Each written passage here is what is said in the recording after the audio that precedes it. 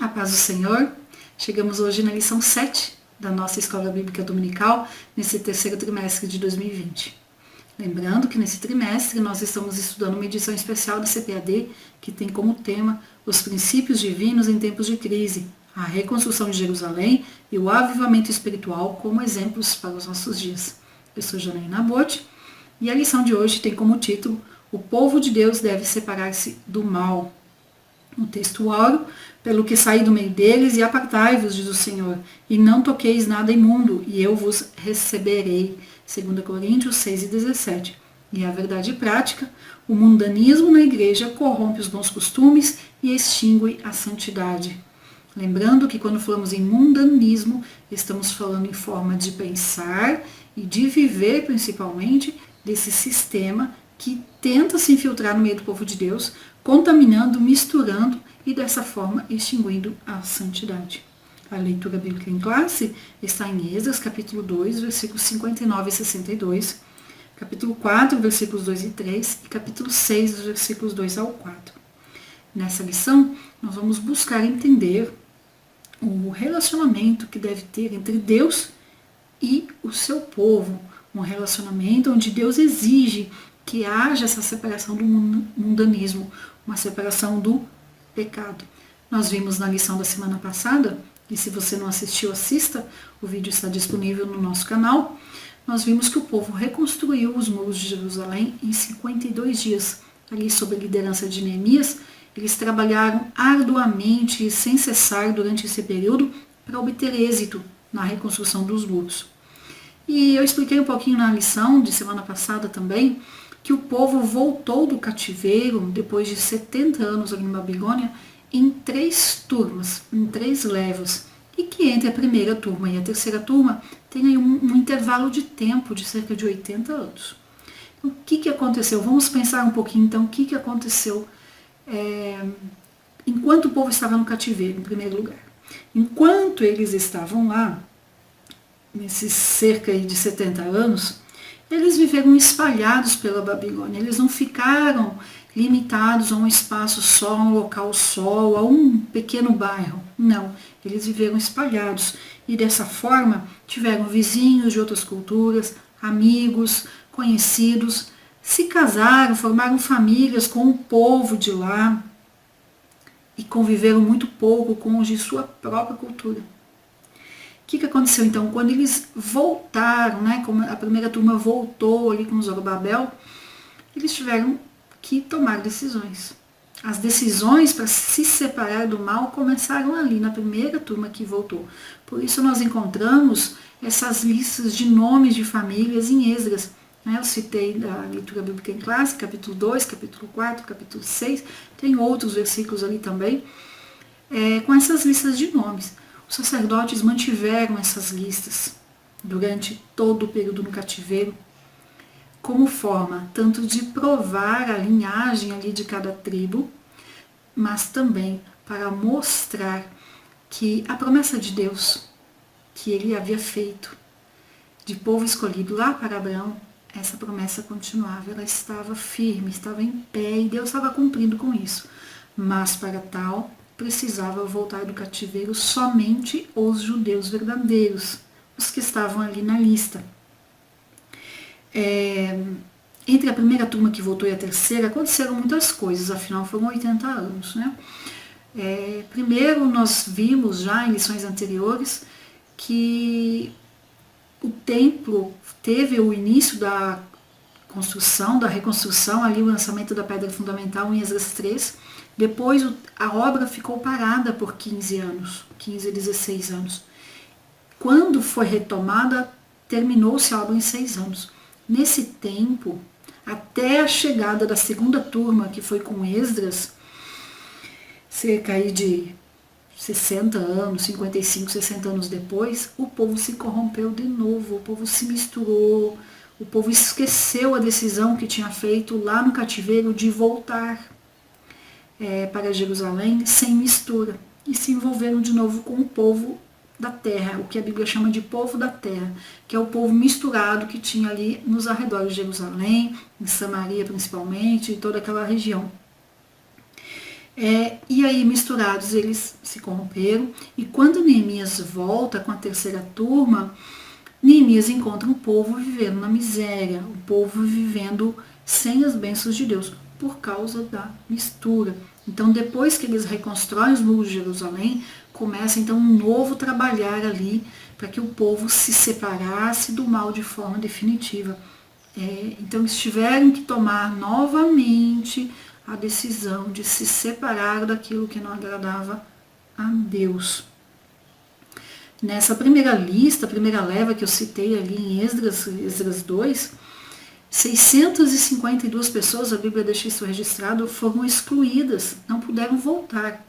E a Bíblia fala que inclusive filhos de sacerdotes, cujos nomes não foram achados nas listas, foram considerados imundos e não entraram.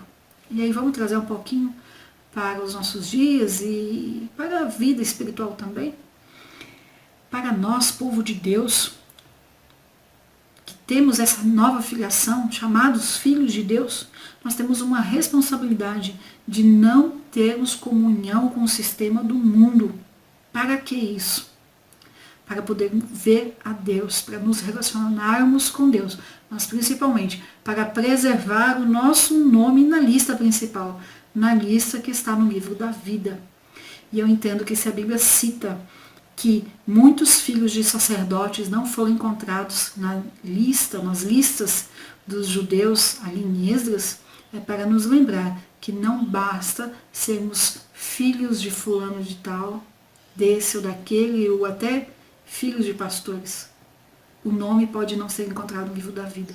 Não é isso que vai garantir a nossa presença na eternidade com Deus. Não é isso que vai garantir que o nosso nome esteja escrito no livro da vida. Não importa aqui na terra de quem nós somos filhos. O que importa é o nosso relacionamento com o Pai Celestial. Precisamos ter um relacionamento íntimo, profundo e constante com Deus, para daí sim preservar o nosso nome na lista do livro da vida. E quando chegarmos ali na eternidade, podermos adentrar, porque o nosso nome estará escrito ali. Então, eu vejo um motivo até pelo qual tem essa lista de genealogia ali em Esdras. Tudo tem motivo. A Bíblia fala lá em Romanos 15:4 que tudo que está na Bíblia é para o nosso ensinamento, é para o nosso aprendizado. Inclusive um nome numa lista de genealogia.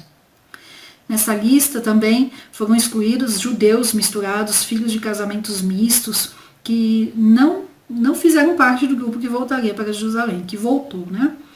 E aí, repetindo, Deus não aceita mistura. Não há comunhão da luz com as trevas, 2 Coríntios 6:14-18. Em Números 11:4 nós lemos: e o populacho que estava no meio deles veio a ter grande desejo das comidas dos egípcios, pelo que os filhos de Israel tornaram a chorar e também disseram: quem nos dará carne comer? Esse populacho saiu com o povo hebreu lá do Egito. Quando o povo hebreu, após as 10 pragas, saíram do Egito ali sob liderança de Moisés, um populacho, um povo misturado saiu junto. E esse povo atrapalhou, essa mistura atrapalhou o povo hebreu durante os 40 anos no deserto, porque ficavam ali infiltrando pensamentos e ideias e que inspiravam o povo hebreu a murmurar. Agora, na volta do cativeiro, os sacerdotes, a liderança queria evitar que isso acontecesse de novo. Por isso dessas listas, o principal motivo dessas listas de garantir que somente quem era judeu voltasse. Eles não queriam que acontecesse a mesma coisa que tinha acontecido lá com o povo no deserto. Em Mateus 7:14, nós temos uma advertência sobre isso. Porque estreita é a porta e apertado o caminho que conduz para a vida, e são poucos os que acertam com ela. Não é lucro, é prejuízo, como diz o comentarista da lição, querer dar ênfase à quantidade e não à qualidade. De nada adianta voltar um grupo muito grande de judeus, de nada adiantaria se fosse um grupo misturado e que Deus não ia aceitar. Deus não ia se relacionar com esse povo. É preciso ter a pureza da não mistura. Não pode ter essa mistura. é necessário, quando nascemos de novo, João 3:7, começarmos, termos ali uma separação de toda a velha vida que nós levávamos, de que nós tínhamos. E era exatamente isso que essas listas queriam. Essas listas que eu estou falando, elas são encontradas, né, com os nomes das famílias, tanto em Esdras como Neemias. O propósito era exatamente esse, legitimar as descendências de cada tribo, de cada família, e através disso mostrar que não importava quanto tempo fosse que eles tivessem passado no cativeiro, as promessas para o povo escolhido feitas para Abraão continuavam para sempre firmes. E as listas, elas não identificavam só as famílias, só os nomes, as tribos, mas também os sacerdotes e os levitas e outras funções ali do templo. Isso está em Esdras 2, do 36 ao 54, depois no capítulo 8, dos versículos 1 a 14, e em Neemias também, no capítulo 7, a partir do versículo 39. Para entender um pouquinho isso, vamos ler Deuteronômio, capítulo 30, versículos 2 a 4. E tornares ao Senhor teu Deus, tu e teus filhos, de todo o teu coração e de toda a tua alma, e deres ouvidos à sua voz, segundo tudo que hoje te ordeno, então o Senhor teu Deus mudará a tua sorte, e se compadecerá de ti, e te ajuntará de novo de todos os povos entre os quais te havia espalhado o Senhor teu Deus. Ainda que os teus desterrados estejam para a extremidade dos céus, desde aí te ajuntará o Senhor teu Deus, e te tomará de lá. Neemias conhecia a palavra de Deus, conhecia essa passagem de Deuteronômio, e ele sabia que se o povo se voltasse para Deus e se separasse dos povos, Deus os ajuntaria novamente. Neemias fala isso na oração que ele fez, lá no capítulo 1, nos versículos do 8 ao 10. Lembra-te da palavra que ordenaste a Moisés teu servo, dizendo, se transgredirdes, eu vos espalharei por entre os povos. Mas, se vos converterdes a mim e guardardes os meus mandamentos e os cumprirdes, então ainda que os vossos rejeitados estejam pelas extremidades do céu, e de lá os ajuntarei e os trarei para o lugar que tenho escolhido para ali fazer habitar o meu nome. Neemias conhecia a promessa de Deus, de quando o povo se voltasse para Deus, Deus os ajuntaria de novo. Então, Neemias sabia que o povo que estava em Jerusalém já, né, que o irmão dele veio e contou que o povo estava ali vivendo em miséria, Neemias sabia que era um remanescente, que era, sim, um número muito reduzido do que aquele que havia ido para o cativeiro. E Neemias sabia que para manter esse remanescente havia a necessidade de tomar decisões em relação a se separar do mal, se separar da mistura. Esdras também fala sobre isso. Ele viu, quando ele chegou com a segunda turma, ele viu que era um recomeço, era um povo muito reduzido. Ele fala no capítulo 9, versículo 15, somos os restantes que escaparam. E agora estamos diante de Deus. Ele fala isso. Na lição 4, eu expliquei um pouquinho sobre quem eram esses povos da terra que a Bíblia cita. Mas vamos ver novamente, e principalmente quem eram os samaritanos, que por fim foram identificados mais dessa forma, porque acabaram fazendo ali da região da Samaria a principal cidade deles ali, né? Os samaritanos, então, eram uma mistura de gente. Foi uma mistura que aconteceu por volta aí de 721 a.C., quando as 10 tribos do norte foram levadas cativas, foram levadas para o cativeiro, para a Síria. Nós lemos sobre isso lá em 2 Reis, capítulo 17, do 24 em diante. E aí, para a terra não ficar desabitada, não ficar ao léu, o rei da Síria fez o quê? Ele ordenou que fossem pegos vários povos de vários lugares, ali em 2 Reis relata isso, e trazidos, né, pegar parte desses povos e trazê-los para a Samaria região. O rei da Síria até mandou depois, né, um pouco depois, um sacerdote dos israelitas para ensinar o temor de Deus para esses povos que estavam ali na região de Samaria, como se adiantasse, né? Porque eles iam saber, ter o conhecimento, vamos dizer assim, mas não teriam um relacionamento, que é o que faz a diferença. Os samaritanos, então, eles conheciam a Deus e eles até adoravam a Deus, mas eles também adoravam os outros deuses, os deuses que eles tinham antes de serem trazidos para Samaria. Então, eles eram idólatras. E sabemos também que quem vive na carne também é idólatra, Gálatas 5:20, que era o que esse povo ali, a forma como eles viviam. Em Êxodo 4:1 nós lemos que os samaritanos ofereceram ajuda para os judeus ali para reconstruir o templo, e os judeus não aceitaram. O que aconteceu então? Quando os samaritanos viram a sua oferta recusada, eles se tornaram então inimigos assumidos e passaram a fazer várias coisas, a desenvolver diversas estratégias para impedir que o povo reconstruísse o templo. Nós estudamos isso na lição 4. Depois, na reconstrução dos muros, lá em Neemias 6, nós vemos que isso acontece novamente. O povo samaritano oferece ajuda para o povo judeu recusa a ajuda. E a primeira coisa, a principal coisa que eles fazem ali é recusar essa ajuda dos samaritanos. Fizeram muito bem, porque a Bíblia nos ensina exatamente isso. Não aceitar ajuda na obra de Deus de quem não quer saber dessa doutrina, daqueles que levam a vida de qualquer jeito. E também a Bíblia nos ensina, então, para nos afastar dessas pessoas que não querem saber dessa doutrina, que não querem viver uma vida separada para Deus. E a Bíblia também nos fala para nos afastar daqueles que querem divisões. Vou só citar as referências aqui. 1 Timóteo 6, versículos 3-5, Tito 3:10, 2 João 10:11, 2 Pedro 13:17, 1 Timóteo 6, 20-21, 2 Tessalonicenses 3, versículos 6 e 14, e sobre se afastar das pessoas que querem divisões, ou seja, que não promovem a união do povo de Deus.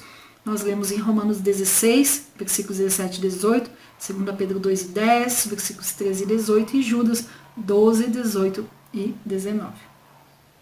Na lição 12, nós vamos ver um pouquinho mais para frente sobre o que aconteceu durante esse tempo da primeira leva da reconstrução do templo até a chegada ali de Neemias e a reconstrução dos muros, que o povo se misturou novamente. Eu citei isso na introdução desse vídeo. O povo se misturou novamente, foram puros, separados, só foram judeus do cativeiro para Jerusalém, mas lá em Jerusalém, depois da reconstrução do templo, o povo se misturou novamente, tiveram casamentos mistos e uma série de coisas que aconteceram ali. Nós vamos estudar isso na lição 12. Eles tomaram a decisão de se separar do povo que não servia a Deus, mas alguns judeus, e não foram poucos, na verdade não são alguns, foram muitos, caíram na armadilha do povo samaritano e se envolveram conjugalmente com as filhas ali dos samaritanos. Nós temos que entender que nesse tempo que os judeus ficaram no cativeiro, os samaritanos tomaram conta ali da região, foram meio que líderes, né? Eles dominavam a região. Quando o povo judeu voltou para Jerusalém, os samaritanos perderam esse lugar de dominar a região, de serem meio que líderes ali. Perderam esse espaço e então sentiram inveja do povo judeu. Eles queriam o mesmo prestígio, eles queriam manter o prestígio que tinham. E isso aconteceu com os samaritanos. Nós lemos em João 11, 47, 12 e 19, nos tempos de Jesus, essa mesma inveja, esse mesmo desejo por prestígio aconteceu com os fariseus em relação a Jesus. E lá em Atos nós vimos os sacerdotes em relação à igreja de Cristo que havia surgido, que havia sido criada, né, após a ressurreição de Jesus. Em Atos 5:17, 13:45 e 17:5. Os samaritanos, eles não entendiam nada de pureza, eles eram literalmente a mistura. Mas eles pensavam que se eles se associassem aos judeus ali na construção do templo e depois na construção dos muros, eles teriam o mesmo prestígio que os judeus. E quando não viram que não iam conseguir isso, transformaram isso em inimizade. Lá em Esdras 4, nos versículos 3 e 4 em diante, nós vimos que os samaritanos chegaram até a contratar pessoas, conselheiros ali, para desenvolver estratégia, para desanimar o povo. O remanescente de Israel, esses judeus que voltaram, eles não eram só uma nação, não era só a nação de Israel, mas era o povo escolhido de Deus, eleito para servir a Deus e ser luz para as nações. Então eles tinham essa responsabilidade de ser um reino sacerdotal e um povo santo, conforme nós lemos em Êxodo 19, dos versículos 4 a 6. Quando o altar foi renovado, lá em Esdras 3, o povo comemorou a festa dos tabernáculos para comemorar a provisão de Deus durante os 70 anos de cativeiro. Depois da reconstrução do templo, lá em Esdras 6, o povo comemorou de novo, aí com a Páscoa, para coincidir as datas ali. Então, o povo tinha essa consciência de que não era só uma nação, mas que eles eram um povo escolhido para servir a Deus. E assim eles fizeram. Depois de cada etapa vencida, eles comemoravam adorando a Deus, com festas específicas, como Deus já havia determinado lá na lei mosaica. Então, o povo ele tinha muita consciência de que eles eram um povo escolhido de Deus. Não era só uma questão de ser nação, de ser mais um povo, mas povo escolhido de Deus. E eles sabiam que Deus exige santidade do seu povo. Deus espera que o seu povo esteja sempre em comunhão com Ele, e não só na necessidade, não só quando está precisando, mas sempre. E por isso o povo judeu comemorava com gozo, com vontade, todas as etapas vencidas e todas as festas que Deus havia determinado em sua lei. E durante toda a história do povo judeu, durante todo o Velho Testamento, nós encontramos momentos decisivos onde o povo precisou tomar a decisão de se separar do mal. Já lemos isso, a citação sobre isso em 2 Coríntios 6, 17, já foi citado, está no textual inclusive também, 2 Coríntios 6, 14, capítulo 7, versículo 1. Lemos sobre isso, quando Josué se preparou para atravessar o Jordão, ele disse para o povo, santificai-vos, no sentido de se separem de tudo aquilo que não é puro, daquilo que é imundo, está lá em Josué 3 e 5. Em Josué 5, dos versículos 13 e 15, nós vimos que antes da conquista de Canaã, o anjo apareceu a Josué e disse, tira os seus sapatos dos seus pés, porque o lugar onde estás é santo. Deus só opera, Deus só trabalha no meio do povo que busca a santidade. Deus só trabalha no meio do povo que se separa do mal. Nós, como cristãos, somos o povo eleito de Deus. Somos estrangeiros no meio desse mundo em que estamos vivendo. E assim, dessa forma, nossas esperanças, nossas expectativas, a nossa aceitação e até sobrevivência não devem estar amparados nas coisas desse mundo, no modo de pensar, no estilo de vida, nas coisas vãs e temporárias que aqui estão. Em 1 Pedro 1,15 nós lemos, pelo contrário, segundo é santo aquele que vos chamou, tornai-vos santos também vós mesmos em todo o vosso procedimento.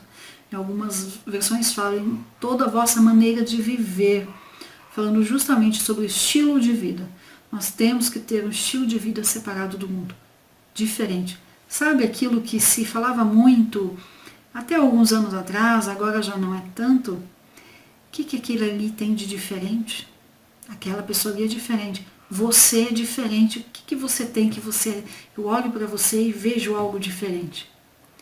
Isso precisa ser marca registrada de quem serve a Deus. Sermos diferentes daqueles que não servem. As pessoas precisam olhar para nós e nos ver como imitadores de Cristo. Elas precisam olhar para nós e ver que somos diferentes delas, que temos algo diferente. No versículo seguinte, o versículo 16 de 1 Pedro 1, nós lemos, sede santos, porque eu sou santo. Isso também está em Levítico 11, 44, 45 e Levítico 19 e 2.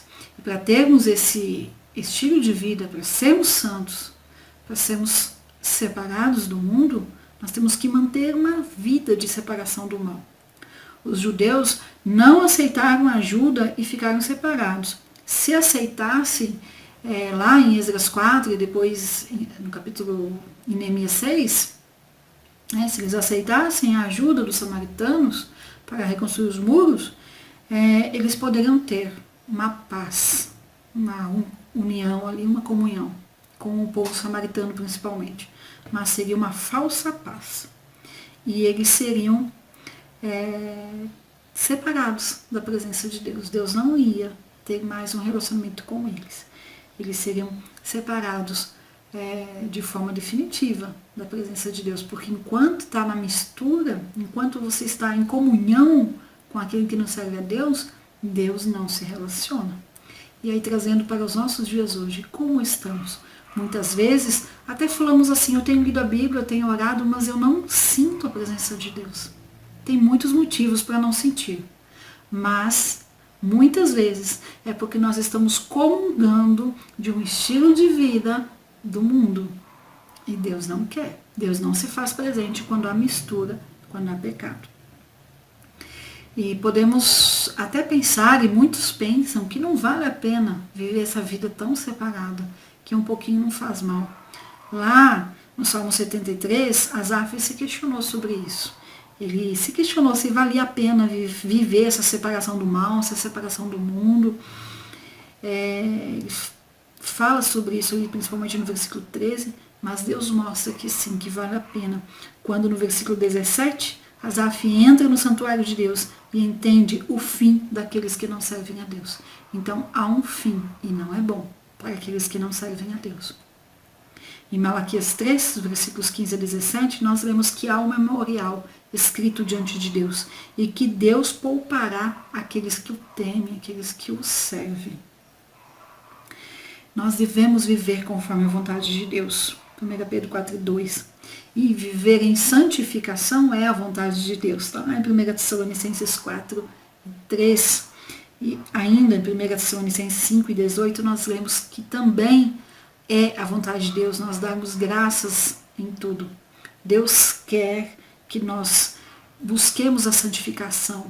Deus quer que nós sejamos gratos. Deus quer que nós vivamos de acordo com a sua vontade, e a sua vontade está expressa na palavra de Deus. Nós devemos aperfeiçoar a nossa santificação, está lá em 2 Coríntios 7:1. Então, a santificação ela é um processo. Por isso que o apóstolo Paulo fala sobre aperfeiçoar a santificação, melhorar. Hoje mais santo que ontem, amanhã mais santo que hoje. Nós precisamos cuidar para onde nós estamos olhando. As coisas desse mundo são vãs e passageiras. Mas se nós olharmos para as coisas de Deus, as coisas eternas, nós veremos como que sim, vale a pena buscar a santificação. Há bênçãos que acompanham aqueles que vivem conforme a vontade de Deus, aqueles que buscam a santificação. Há o crescimento espiritual, lá em Colossenses 1, 6 a 10, aqueles que buscam a santificação, além de ter esse crescimento espiritual, são usados na obra de Deus, está lá em 2 Timóteo 2, 19 a 21. E aí, já querendo encerrar essa lição, que fala sobre separar-se do mal, nós temos que estar conscientes que o mais importante no separar-se do mal, o mais importante disso é que se não fizermos isso, nós não veremos a Deus. Em Hebreus 12, versículo 14, nós lemos: seguir a paz com todos e a santificação, sem a qual ninguém verá o Senhor. Então, se não nos separarmos do mal e se não buscarmos a santificação, não veremos a Deus. E eu vejo que assim, de toda essa lição, isso é o mais importante que nós temos que gravar de hoje, nos conscientizar. Sem santificação não veremos a Deus. Quando nós lemos que Deus é santo, principalmente lá em Isaías 6:3, que o profeta fala que Deus é santo, santo, santo. Esse santo relacionado a Deus fala de perfeito. Deus é perfeito, perfeito, perfeito. Mas quando nós lemos que nós somos santos, que o povo de Deus é santo, fala sobre separado, separado para Deus, separados desse mundo. Aqui nós não seremos perfeitos, jamais. Perfeição somente no céu. Deus é perfeito, nós ainda não. Mas enquanto nós estivermos aqui, nós temos que viver como santos, separados do sistema do mundo, num processo de santificação. Hoje, repetindo, hoje mais do que ontem e amanhã mais do que hoje, para no futuro chegarmos na eternidade e ali sim sermos santos, como Deus é santo. Amém? Deus te abençoe e busque a santificação. Se separe do mal. Pode ser que em algum momento isso seja difícil e pode até achar que não vale a pena, mas a palavra de Deus nos garante que vale a pena sim, porque precisamos da santificação para estarmos com Deus na eternidade. Uma boa semana para você na presença de Deus e até a próxima lição.